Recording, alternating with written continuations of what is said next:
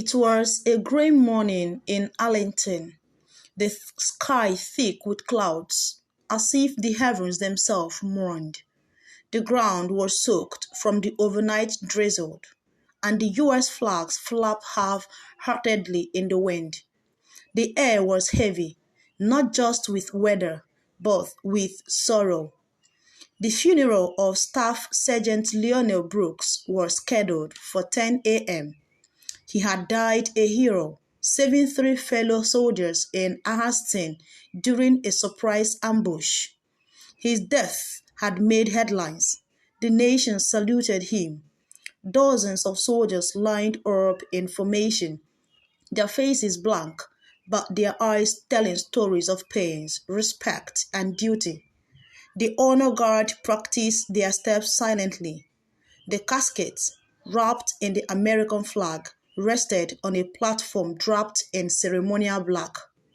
Among the arriving guests was a frail old woman with a silver hair tucked under a wide-brimmed hat. She clutched a small envelope to her chest and walked with the aid of a worn cane. Her eyes scanned the row of mourners, filled with a familiar ache.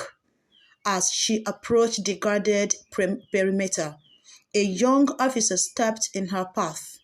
"Ma'am, I'm sorry. This area is restricted to family and invited guests." She looked up, startled.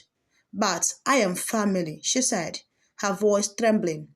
"I raised that boy. I am sorry, ma'am. I don't have you on the list. You will need to step back." The officer's tone was firm, but not unkind. Still, his words hit her like a slap. A few mourners glanced in their direction, curious. The old woman's eyes watered, but she didn't move. "Please," she whispered. "He called me Mama all his life." "Ma'am, I'm asking you to step aside." Another soldier came over, gently guiding her by the arm. Tears streamed down her face as she stumbled back. She watched the funeral unfold from a distance, unseen, unacknowledged, uninvited. Her name was Miss Clara. She had taken Lionel in when he was just 5 years old, abandoned by his birth parents for 20 years. She had raised him in a modest home in Georgia, fed him, clothed him, prayed over him every night. Though not related by blood, their bond was unbreakable. Lionel had called her Mama C. She was the only family he truly knew. But after he enlisted, Lionel became distant. They spoke less often. He mentioned a new circle of people who didn't understand his past. Then came silence. Miss Clara wrote letters. None answered. She feared he'd outgrown her, ashamed perhaps of where he came from. But in her heart, she knew he still loved her. She had received news of his death on a local radio. No one called her. No one sent a letter. The army didn't even know she existed.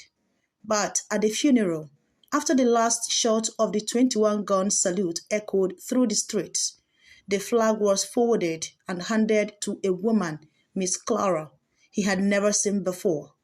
The woman, stylishly dressed, wore dark shades and sniffed into a silk handkerchief. Someone whispered she was Lionel's fiancée. Miss Clara didn't know he had a fiancée. She knew Lionel had always dreamed of marriage, but said he would do it without introducing her first. Miss Clara turned to leave, but her cane slipped in the mud. She collapsed, gasped echoed. The ceremony paused. Soldiers rushed to her side. "Are you okay, ma'am?" one asked, offering her an arm. "I'm fine," she whispered, brushing the mud from her skirt.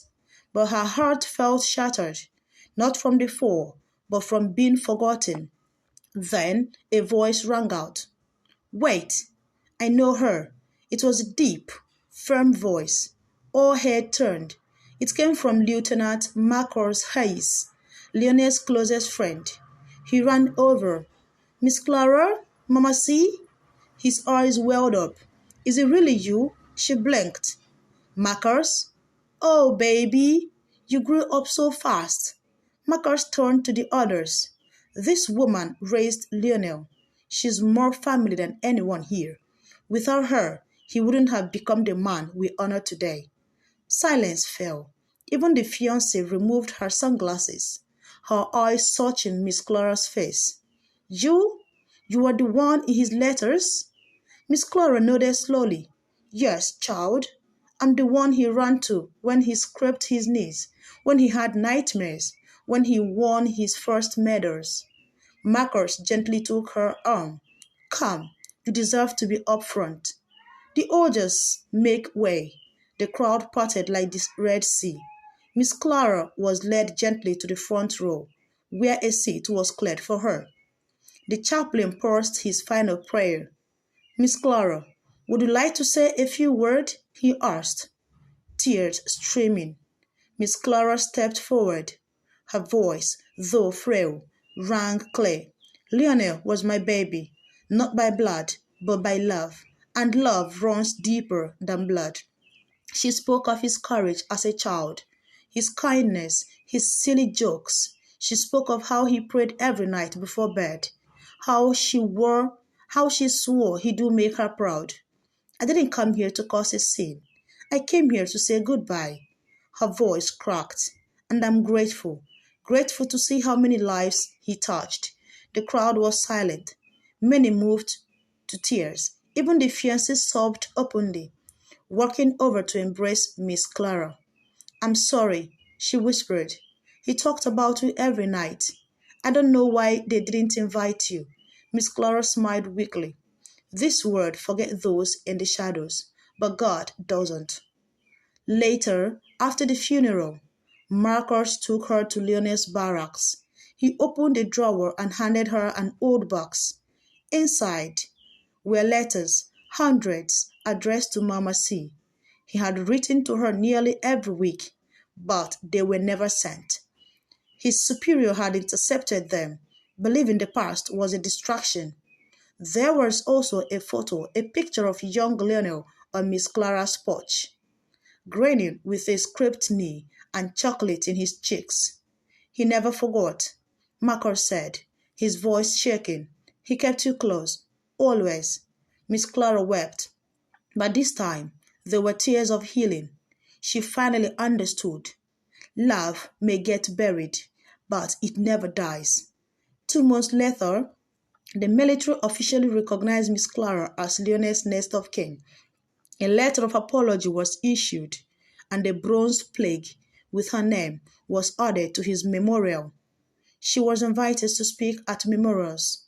Her story broadcast as a reminder that true family isn't always biological. It's the one who showed up, who nurtured, who loved without condition. One morning, Miss Clara received a visitor, a woman in uniform, holding a newborn baby. It was Lionel's fiancé. I named him Lionel Jr. I want him to know you.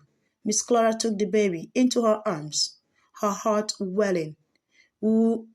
He would know all the stories I promised.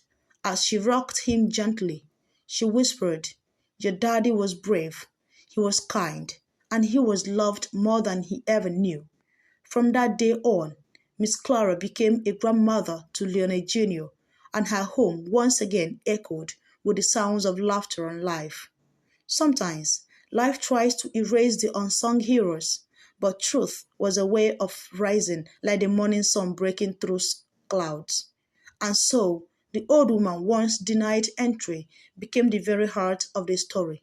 Proof that love, no bond, no sacrifice, ever goes unnoticed. Thank you very much. If you enjoyed this story, please do not forget to give this story a thumbs up. Make sure to hit that subscribe button. Turn on your notification bell so that you don't miss out on any of our interesting stories. Thank you for always stopping by. See you guys in my next video.